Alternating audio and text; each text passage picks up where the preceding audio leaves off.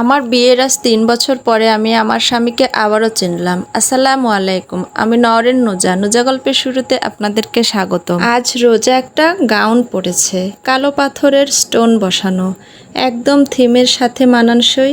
আম্মুও আজ শাড়ি পরেছেন, রোজার গাউনের সাথে মিল রেখে। আজকের পার্টির থিম ব্ল্যাক, তাই দেখতে পাচ্ছি কালো সবাই পরেছে।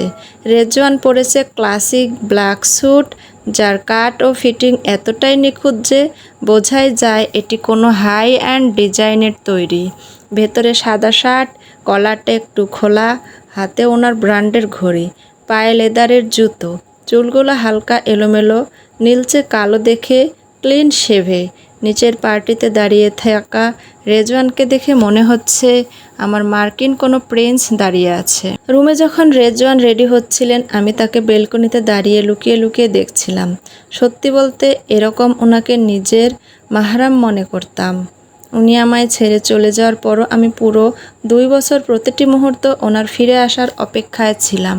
হয়তো মন থেকে আমি একটু হলেও ওনাকে পছন্দ করতাম, কিন্তু যেদিন রাতে উনি নিজের গার্লফ্রেন্ডকে আমাকে দেখালেন সেদিন থেকে সেই পছন্দ লাগার অনুভূতিটা হারিয়ে গেছে। এখন আর ওনার প্রতি আমার কোনো ফিলিংস নেই বললেই চলে। আমার জায়গায় যদি অন্য কোনো মেয়ে থাকতো হয়তো রেজওয়ানের উপর বেশ অভিমান করতো, বিয়ের পর ছেড়ে যাওয়ার অভিযোগ তুলতো। আমিও তো করতে পারতাম, কিন্তু কেন করব? যেখানে অধিকারী নেই সেখানে অভিমান করা নিতান্তই বোকামি। আর আমার অভিমান বা অভিযোগের কোনো মূল্যই কেউ কোনোদিন দিবে না। এই পৃথিবীর বুকে আমার অভিমান শুনবে এমন কাউকে কি আমি খুঁজে পাইনি, আর হয়তো কোনোদিন পাবও না। তাই অভিমান কাকে বলে সেটাও আমি ঠিক করে জানি না। ছোটবেলা থেকেই নিজেকে বোঝাতে শিখেছি আমার মতো মানুষ এই দুনিয়ায় থেকে শান্তিতে দুবেলা ভাত খেয়ে বেঁচে থাকে, সেটাই অনেক। অভিমান, অভিযোগ, রাগ এসব আমার জন্য নয়। আমি এতিম, আমার একমাত্র আপন আমার আল্লাহ। আমি একটা বিষয় নিয়ে বেশ বিভ্রান্তিতে ভুগছি। আর আজ রেজওয়ান রেডি হওয়ার জন্য সব কিছু বিছানায় সাজিয়ে রেখে শাওয়ার নিতে গিয়েছিল, আর আমি একে একে সব কিছুই পরখ করেছি। এগুলো পিক তুলে মার্ক করে এগুলো সার্চ করেছি। একটা বিষয় আমি কিছুতেই খুঁজে পাচ্ছি না, বাংলাদেশি কোম্পানির হয়ে এত বিলাসিতা। আর যদি অনেক বছর ধরে কাজ করতেন তবে বুঝতাম, কিন্তু 3-4 দিন হলো দায়িত্ব নিয়েছেন মাত্র, আর এত কিছু। আজ উনি যে স্যুট পরেছেন তাও একটু এক্সক্লুসিভ এবং সেম প্যান্টও পরেছেন। বিলাসবহুল স্যুট আর প্যান্ট এটি। ওনার গায়ে থাকা সাদা শার্টটি তৈরি ইপিজোশিয়ান কটন কাপড় দিয়ে। সার্চ করে দেখলাম এটি বিশ্বের সবচেয়ে উন্নত মানের কটনগুলোর একটি। এমন কাপড় কেনার সামর্থ্য কিন্তু সবার থাকে না। ওনার কোমরে দেখেছি উচ্চ মূল্যের এবং রেয়ার কালেকশনের অন্তর্গত একটি। উনি যে ওয়াচ পরেছেন তার ব্র্যান্ডও হলো অনেক দামি, একেবারে অথেন্টিক।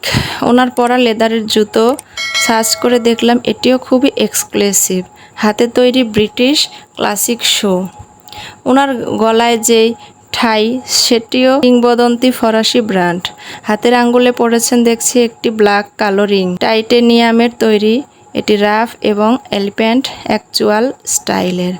আজ ওনার বডি পারফিউমও আমার নজর পড়ল। এর নাম। এই পারফিউমের ঘ্রাণ এতটাই অসাধারণ ও সৌন্দর্যমণ্ডিত যে আমি মুগ্ধ। এটির প্রাইস জানার কৌতূহল গুগলে সার্চ করলাম। যে দাম দেখছি তা দেখে মনে হলো কিনে কি করব।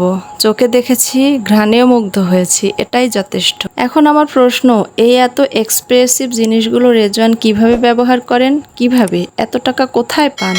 আবার ভাবছি ধুর, এসব ভাবছি কেন? আমি রেজওয়ানের বাবা আমেরিকার একজন মিনিস্টার, আর মিনিস্টারের ছেলেই তো রেজওয়ান, তাই এসব ব্যবহার করা তার স্বাভাবিক। আমিও বরং বেশি ভাবি, যাকে বলে ওভার থিঙ্কিং।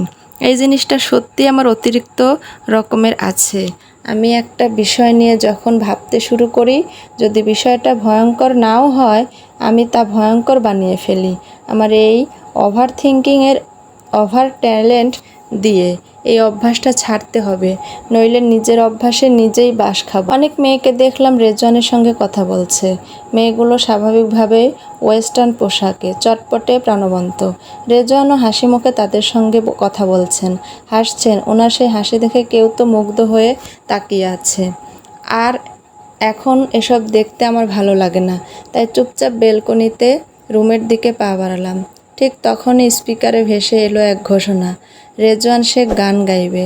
একটা অচেনা কণ্ঠস্বর, হয়তো কোনো গেস্টের হবে। আমি আর যাই না দাঁড়িয়ে, আবার নিচের দিকে তাকাই। কিছু সময় পর মিউজিক বেজে ওঠে, স্প্যানিশ গান। রেজওয়ান স্টেজে দাঁড়িয়ে ঠোঁটের কোণে একটা বাঁকা হাসি টেনে গাইতে শুরু করেন। বাহ, গান গাইছে।